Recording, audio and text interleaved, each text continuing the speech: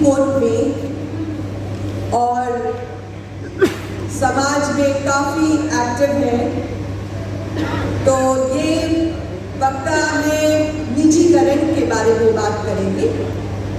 तो आइए ऋषा जी।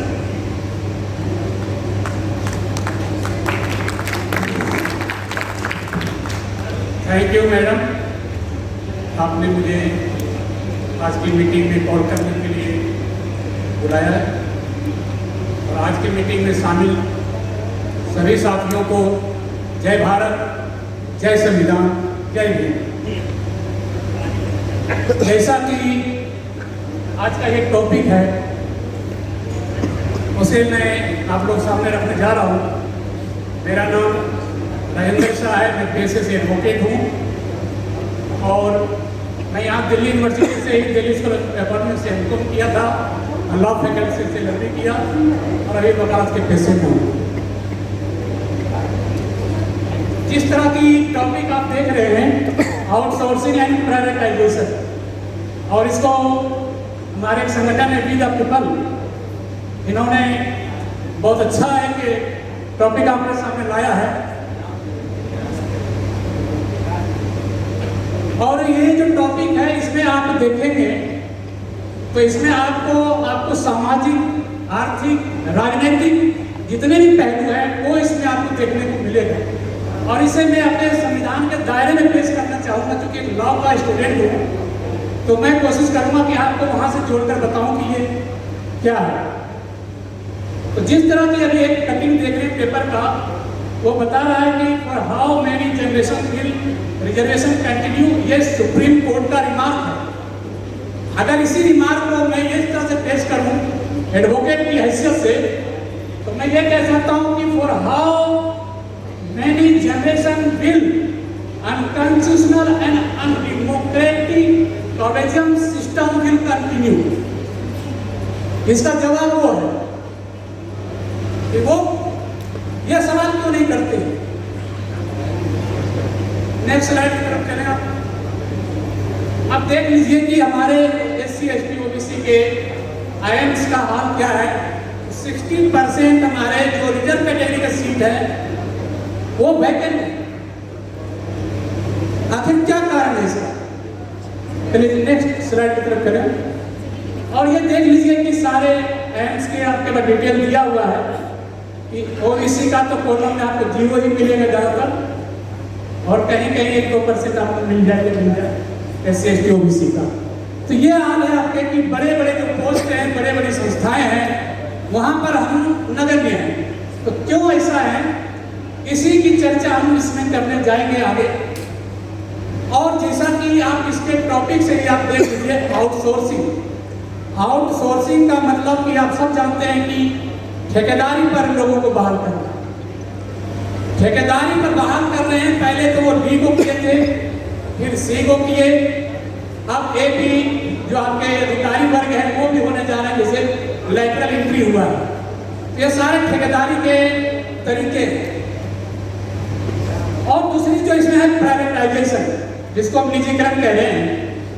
तो बहुत सारे लोग तो ये सोचते हैं कि जब ये नरसिम्हा राव की गवर्नमेंट थी, मनमोहन सिंह सरकार फिर उसके बाद आई, और मनमोहन सिंह जी उस समय नरसिम्हा सरकार में जो आपके वित्त मंत्री थे, तो उन्होंने एक ग्लोबलाइजेशन की जो पॉलिसी आई थी लिबरलाइजेशन की, तो लोग सोचते हैं शायद वहाँ से निजीकरण शुरू हुआ, लेकिन शायद हम लोग इस चीज़ को भूल रहे हैं।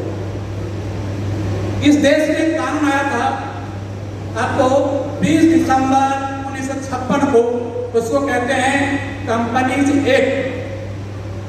तो कंपनीज एक्ट जो क्या है, कॉर्पोरेटाइजेशन जो था वो असल निजीकरण का एक रूप था। बाबा साहब अम्बेडकर ने संविधान निर्माण के बाद उन्होंने कोई कंपनी एक्ट नहीं बनाई थी। यहाँ बहुत सारी कंपनियां आई थी जो आप जानते हैं कि टाटा था, बिरला था, इसको कंपनियां हो करती थी। उसके काउंटर में एक इसको कंपनी थी, पब्लिक सेक्टर की कंपनी। उसी तरह के बहुत सारे उन्होंने कंपनियां बनाए थे उन्होंने पब्लिक सेक्टर में। तो बाबा साहब का मेन मकसद था कि देश को हम प्राइवेटाइजेशन की तरफ से नहीं, हमें इस देश को ले जाना है एक लोक कल्याणकारी राज्य के हिसाब से। इसीलिए संविधान उन्होंने एक वेलफेयर स्टेट की कल्पना की थी और पब्लिक सेक्टर की, ताकि इसके पूरे देश में सबको सहभागिता मिले और सब मिलकर के इसमें काम करें। तो ये देश में जो निजीकरण शुरू हुआ था, तो सरकारी कंपनियों को बेचने से ही नहीं, इस देश में निजी कंपनियां बनाने की प्रक्रिया जो चालू हुई थी 1956 में, वहां से निजीकरण शुरू हुआ देश में। तो निजीकरण उस समय जो चला था, हम उतने पढ़े लिखे नहीं थे, उतने जानकार नहीं थे, इसलिए उस बात को उतना चर्चा नहीं कर पा रहे थे। लेकिन जैसे जैसे हमारे लोग पढ़ने लिखने लगे तो समझ में आ रहा है कि आखिर कैसे कैसे ये निजीकरण का खेल खेला गया है। दूसरी बात आपको बताना चाहूंगा, ये प्राइवेटाइजेशन, बाबा साहब ने संविधान की जब रचना की थी तो उस समय आप कहे सेकुलरिज्म, सोशलिज्म जैसे शब्द आए थे उनके पास, लेकिन संविधान उसे डालने से पहले वो नकार दिए थे। उन्होंने कहा था कि सेकुलरिज्म की बात मैं भी नहीं करूंगा, बाद में कभी आया बात करूंगा। सोशलिज्म पर उन्होंने कहा था कि भारत के संविधान में हम ऐसे पॉलिटिकल मैटर में नहीं डाल सकते। ये एक राजनीतिक मुद्दा है, कोई समाजवाद चाहता है, कोई पूंजीवाद चाहता है, कोई साम्यवाद चाहता है, लेकिन हमें इस पचड़े में नहीं पड़ना। हमें इस देश को एक लोक कल्याणकारी राज्य की रूप में ले जाना है और जो भी इस देश में विकास का कार्य होगा वो वेलफेयर स्टेट करेगा। इसके लिए आप जानते हैं कि बहुत सारे डैम्स बनाए, आरबीआई बनाए, ईएसआई बनाए, तो बहुत सारे बनाए उन्होंने जो है इस तरह बड़े बड़े पब्लिक सेक्टर में बनाए ताकि यहाँ के लोगों का कल्याण हो सके। अब देखिए, हम देखते हैं ब्यूरोक्रेसी, ये मेजर पिलर ऑफ पावर है। जनरली हम लोग सोचते हैं, पढ़ते भी हैं कि लोकतंत्र के 4 स्तंभ, और बहुत मनवादी भाषा में बोल देते हैं कि हमारा जो है विधायिका, कार्यपालिका, न्यायपालिका और मीडिया, ये 4 स्तंभ है। ये असल में भूल है। जो न्यायपालिका है, कार्यपालिका, विधायिका जो है, दरअसल ये पावर के पिलर है, ये डेमोक्रेसी के पिलर नहीं है। इनके ऊपर संविधान की रक्षा की जिम्मेदारी दी गई है, ये संविधान को लागू करें। दरअसल ये संविधान में एक नौकर की हैसियत से है। जो डेमोक्रेसी है उसके जो 4 पिलर हैं, वो 4 पिलर हमारे हैं से न्याय, समानता, स्वतंत्रता और भाईचारा। असल में ये है डेमोक्रेसी के पिलर। अगर ये नहीं है आपके पास तो आपकी डेमोक्रेसी नहीं है।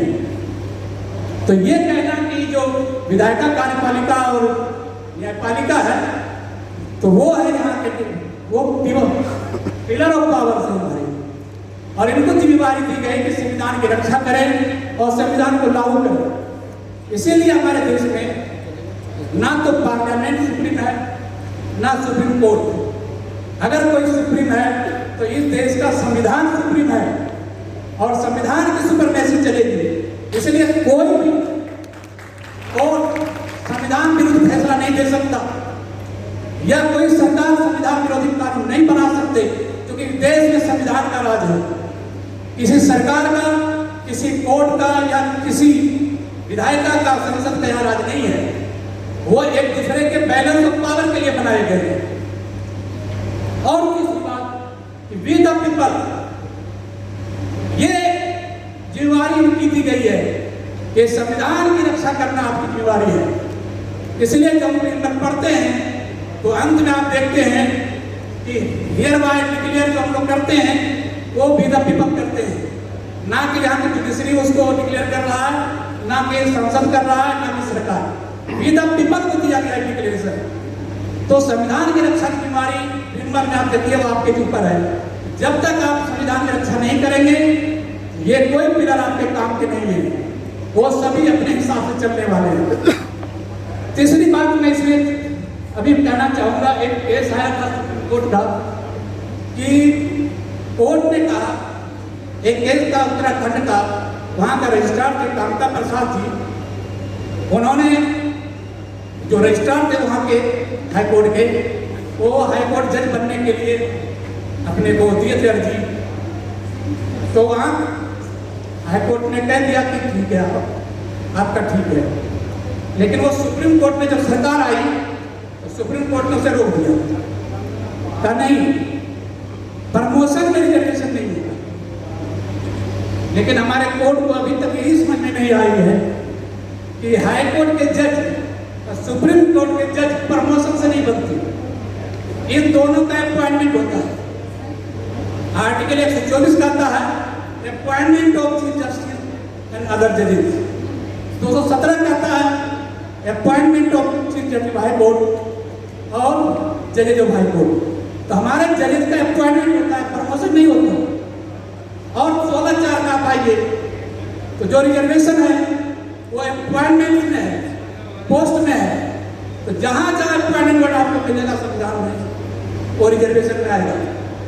इस देश का प्रधानमंत्री अपॉइंटमेंट में होता है, सीएम का अपॉइंटमेंट होता है, देश का मिनिस्टर का होता है अपॉइंटमेंट, सारे जजेस का अपॉइंटमेंट होता है। जहाँ जहाँ अपॉइंटमेंट होगा वो रिजर्वेशन के दायरे में आएगा 16(4) के हिसाब से। अब दूसरा वर्ड है पोस्ट, तो जहाँ जहाँ पोस्ट का वर्ड है तो उसमें जो है जितने भी पोस्ट हमारे राष्ट्रपति का हो या उपराष्ट्रपति का हो या चीफ जस्टिस हो, सारे पोस्ट और रिजर्वेशन के दायरे में आता है। तो इस हिसाब से देखें कि हमारे कोर्ट किस तरह संविधान के इंटरप्रिटेशन कर रहे हैं, ये चीज हमें समझने की जरूरत है। अब ये हम चीज देखने जा रहे हैं कि किस तरह से, जरा पीछे देख लीजिए, इसका पीछे ये जो सीडी का जॉब्स है 89% जो होता है गवर्नमेंट में। अगर हम एक एम्प्लॉय की देखें तो 3.92 लाख इसका पर एनम जो है वेतन है, तनख्वाह है। और 50% एग्जीक्यूटिव पोस्ट जो होता है वो पब्लिक सेक्टर में होता है। अब इसमें जो है आउटसोर्सिंग प्राइवेटाइजेशन का क्या हुआ खामियाजा कि जो हमारे लोग सीडी में जाते थे 89% जो लोग हैं उसमें इनकी एक्सेस, एंट्री, नॉलेज, गाइडेंस सारे इस पर जो है एक तरह से रोक सा लग गया। इनकी जो अच्छी जिंदगी होनी चाहिए थी, हेल्थ होनी चाहिए, एजुकेशन, वो सब पर इनका जो है असर पड़ा है। नेक्स्ट चलिए। अब ये क्यों किया जाता है? तो इनको कहा जाता है कि ये सब बेकार है, इनएफिशिएंट है, या हमारे ज्यादा एम्प्लॉयमेंट हो गई है, तो इस सब नाम पर इनको ये खत्म करने की साजिश चल रही है। मंडल कमीशन आया था 90 में, और 90 में पिछड़ों को भी आरक्षण दिया गया था, जिस तरह SC ST का था उसके हिसाब से 27% आरक्षण मंडल कमीशन से आया था। वो सब जानते हैं कि उसके कोर्ट में भी गया। अब 15 नवंबर 1990 के बाद वो फिर कोर्ट से ऑर्डर होने के बाद उसे लागू किया गया उसमें 92 से। तो इस तरह से वो मंडल कमीशन में आया तो वो ओबीसी को मिलने लगा आरक्षण। अब ये देखिए कि इन सब चीजों के खिलाफ यहाँ के जो नारद मीडिया है, जिसको ट्रेडिशनल मीडिया कहते हैं, हर गली मोहल्ले में आपके यहाँ एक कोना बना होगा और वहाँ लोग बैठे होंगे मंदिर के नाम पर, वो इस देश का ट्रेडिशनल मीडिया है। और वो आपके हर चीजों पर खबर रखता है और आपको हर तरह से ब्रेन वॉश करता है। अब इसके बाद फिर भी जब इनकी बात नहीं हुई तो फिर आप देखते हैं कि इसको पोस्ट को एबोलिश कर दिया गया, डी को खत्म कर दिया गया, और वो सारे चले गए ठेकेदारी में, आउटसोर्सिंग में चले गए। उसके बाद जो भी पोस्ट होता था खाली, उसको भर्ती नहीं किया जाता था, उसको यूं ही वैकेंट छोड़ दिया गया और उसके जगह पर वो ठेकेदारी पर लोगों को लेने लगे।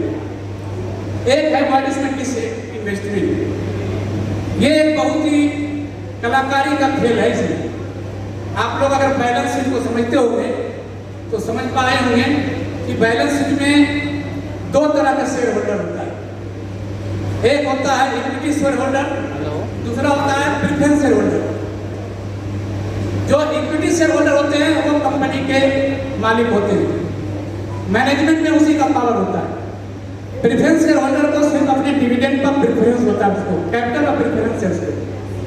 मारुति का डिसइन्वेस्टमेंट हुआ था इसी, और उसमें क्या हुआ था कि सरकार ने कहा कि हम जो प्राइवेट को दे रहे हैं 25% और हम ले रहे हैं 75%, लेकिन सरकार के नाम में था प्रेफरेंस शेयर होल्डर और इक्विटी थी प्राइवेट में, मतलब सरकार मैनेजमेंट से निकल गई और 25% वाला जो प्राइवेट प्लेयर था वो कंपनी का मालिक बन गया। और वो मैनेजमेंट देगा अगले साल फिर 50-50 हो गया, थर्ड ईयर फिर उसको 25 दिया तो 75 हो गया प्राइवेट, 25 सरकार, और अंत में चौथे साल में वो पूरा 100% प्राइवेट हो गया। तो ये है डिसइन्वेस्टमेंट का खेल, तो धीरे धीरे खेलते हैं इसलिए। और इसके लिए एक मंत्रालय भी बना था अरुण शौरी के मंत्री काल में। तो ये तो इस तरह से ये डिसइन्वेस्टमेंट के थ्रू वो जो है कंपनियों को, तो इसमें थोड़ा लंबा प्रोसेस लगता था, इसलिए इन्होंने अब खेला कि एक बारगी में भेज दो, प्राइवेटाइजेशन कर दो, और उसमें सरकार दोनों काम कर रही है, एसेट भी दे रही है, अब बैंकों से लोन भी देती है, और वो लोन बाद में फिर उसको राइट ऑफ कर देती है सरकार, उसको पैकेज दे करके उसके लोन को माफ कर रही है। तो इस तरह से जो प्राइवेटाइजेशन हो रहा है, आउटसोर्सिंग हुआ, और हमारे लोगों को इस तरह से वो खत्म करने के लिए सब खेल खेल रहे हैं। अब ठेकेदारी सिस्टम आप सब जानते हैं कि हमारे लोग काम करते हैं, अब ठेकेदार कौन होते हैं, तो उन्हीं के लोग आते हैं और ठेकेदारी लेते हैं वो सारे। तो हमारे लोगों को खत्म करने का एक तरीका है ये ठेकेदारी सिस्टम, और उसमें एक्सप्लॉयटेशन है, करप्शन है।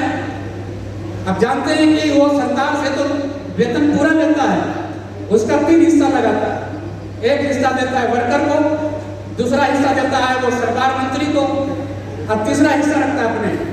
तो इस तरह खेल होते हैं, एक्सप्लॉयटेशन होता है इनका और करप्शन होता है। और उनकी सीधी सी बात है, जब 1/3 वेतन मिलेगा उसे तो मंथली पेमेंट उसकी कम हो गई। इस वजह से इनको कोई मेडिकल फैसिलिटी नहीं है प्राइवेट में, ना इनका एजुकेशन में कोई सुविधा है, ना पीएफ मिल रहा है, ना फैमिली का कोई वेलफेयर इसमें। एक बहुत दिलचस्प इसमें किस्सा आप जानते होंगे ईएसआई का। ईएसआई में क्या होता है कि 5% वर्कर के सैलरी का देते हैं और वो अपना पूरा फैमिली का करोड़ों इलाज कराता था। उस 5% में 1.25% इम्प्लाई का 4.25% मालिक का लगता था। 10,000 की तनख्वाह का 125 दीजिए महीने का और आप मनमाना इलाज कराइए। वो सारे सिस्टम इसमें गए थे। एक बी ग्रुप का इम्प्लाई भी अपने बेटे को इंजीनियर डॉक्टर बनाने लग गए थे, लेकिन उन्होंने कहा कि आप ये जब परमानेंट नौकरी देंगे तो अपने बच्चे को भी पढ़ाने लग रहे हैं, स्लीपर क्लास के लोग पढ़ाने लग गए, इसलिए इनको इस तरह से कर दो कि अपने रोटी से जूझते रहे ताकि ये बच्चे को पढ़ा ना पाए, ना उनको कोई सुविधाएं दे सके। तो इस तरह की जो है वो आपको पहले किस तरह से आर्थिक रूप से कमजोर करने की खेल खेला गया है। तो यह बहुत बड़ा साजिश है जिसके तहत से प्राइवेटाइजेशन और आउटसोर्सिंग लाया गया। अब देखिए इसमें हमारे कुछ लॉसेस बताए हैं कि गवर्नमेंट एम्प्लॉय जो है 94 की आंकड़ा है कि 42 लाख लोग सीडी में हमारे थे, उसमें 90% 37 लाख जो है आपके हमारे लोग थे। उसके अगर एवरेज सैलरी जोड़िए तो लगभग 4 लाख के आसपास है, और उनको तनख्वाह 20,000 के हिसाब से दिया जा रहा है, तो 240 दिया जा रहा है। जो उनका परमानेंट नौकरी में 3.92 मिलता वो 2.4 मिल रहा है लाख।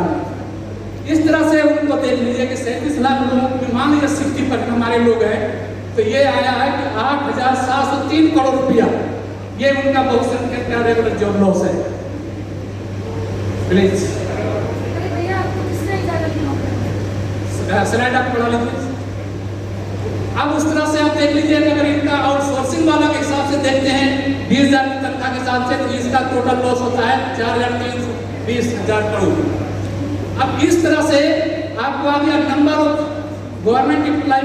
अब ये सेंट्रल का देखे थे, पूरे स्टेट का अगर हम जोड़ें तो स्टेट अगर इनका 10 गुना देता हो तो टोटल मिला करके आप देखें सारे जोड़ करके 10 मल्टीप्लाई कर 1,43,253 करोड़ रुपया का जो बहुजनों का ये फाइनेंशियल लॉस है आउटसोर्सिंग और प्राइवेटाइजेशन की वजह से।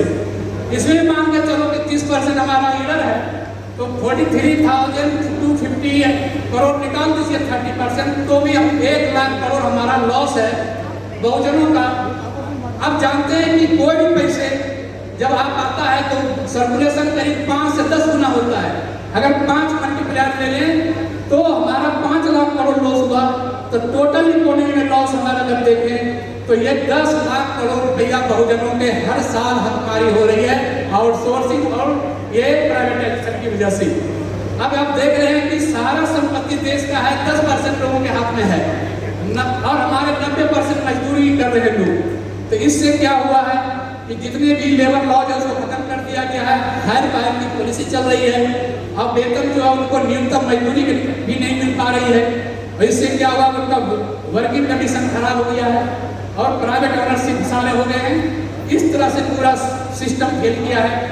अब इम्पैक्ट क्या होगा इसका, तो सारा जो एंट्री हमारी थी ब्यूरोक्रेसी में हमारे लोगों के बहुत संख्या को उसको रुक सा गया है। लोगों की जो है नॉलेज अवेयरनेस सब खत्म हो गए हैं, उनके रोजी रोटी में फर्क पड़ गया है, उनके फैमिली हेल्थ में फर्क पड़ गया है, उनके एजुकेशन हाउसिंग इस सारे चीजों में फर्क पड़ गया है। नौकरी के आधार पर कई लोग लोन पर घर खरीद लेते थे, लोन पर बच्चे पढ़ा लेते थे, वो सारी चीजें इनके खत्म हो गया है। इस तरह से ह्यूज इकोनॉमिक लॉस सोसाइटी है। अब ठेकेदार जो है वो आप देख रहे हैं कि मर्सिडीज में घूम रहे हैं, लेकिन जो हमारे मजदूर हैं वो आज भी जरा साइकिल में घूम रहे हैं। अब एक बहुत ही अच्छा एग्जाम्पल आप देखें कि जो किसान अन्न जा रहा है 20 रुपए किलो उनका बिकता है तो भी वो अच्छे से मोटरसाइकिल नहीं चढ़ पा रहे हैं, लेकिन 2 रुपए किलो वाला जो राशन डीलर है वो मर्सिडीज खरीद रहा है। तो ये सारे आउटसोर्स प्राइवेटाइजेशन का ही नतीजा है। हमें क्या करना चाहिए इसके लिए, तो हमें सबसे पहले इस तरह के कार्यक्रम करके अपने लोगों को बताना चाहिए, जगाना चाहिए कि आपका कैसे फाइनेंशियल लॉस है, कैसे लूटा जा रहा है आपको, और इसको फिर से हम दोबारा से डिमांड करें कि सारे प्राइवेटाइज खत्म करके फिर पब्लिक सेक्टर में खड़ा किया जाए। और हमें बहुजन मीडिया खड़ा करनी होगी, जैसे हमारे लोग अभी लगे हुए हैं बहुत सारे मीडिया। अगर ये मीडिया नहीं होता तो 27% जो अभी नीट में लागू हुआ है तो ये शायद नहीं हो पाता। तो हमें लोग भी अवेयरनेस जो हुआ है ये बहुत बड़ी उनकी देन है बहुजन मीडिया की, जिसके साथ खड़ा करता है। अब इसमें हम कौन कौन लोग कर सकते हैं, तो हमारे सोशल पॉलिटिकल जो लीडर्स हैं और जो इनके संस्थाएं हैं इनको एकजुट होना पड़ेगा, इनको सामने आना होगा और ये एक होकर के जब एक आवाज में अपनी आवाज बुलंद करेंगे। अभी पिछले 25 तारीख को जो है अमृतसर में 106 संगठनों की बैठक हुई थी और ये सारे का गठन हुआ था सोशल रिवॉल्यूशन अलायंस का, और उन्होंने अगले दिन NCBC का ज्ञापन दिए। सारे मंत्रियों को हमने ज्ञापन दिया। प्रधानमंत्री के पास जब सारा ज्ञापन पहुंचा तो अगले 2 दिन में प्रधानमंत्री जी को घोषणा करना पड़ा कि इसको जो है प्रायोरिटी बेसिस पर आप लीजिए। तो ये सब फर्क पड़ेगा अगर आप एकजुट होंगे और अगर आप उठाएंगे तो। और इस तरह से बहुजन के जो हमारे MP हैं, यहाँ नेता कई आएंगे भी, वो यहाँ तो बोलते हैं लेकिन वो संसद और विधानसभा में बोलते हैं। उन्हें यहाँ नहीं बोलना चाहिए, यहाँ सुनना चाहिए।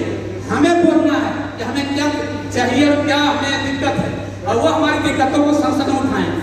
बजाय यहाँ बोलने की, यहाँ बोलने से उनका कुछ नहीं होना है, उनका कुछ फर्क पड़ेगा तो संसद में बोले तो हमारे नेताओं को यहाँ आना चाहिए, यहाँ सुनना चाहिए और ये हमारी बातों को वहाँ जाके रखें, तब बात बनने वाली है। तो इन्हीं सब बातों के साथ आज का मैं बात खत्म करता हूँ। टाइम का बाउंड होता है, इन सब बातों को लिहाज करते हुए आप सबको धन्यवाद इतने पैसे सुनने के लिए। Thank you.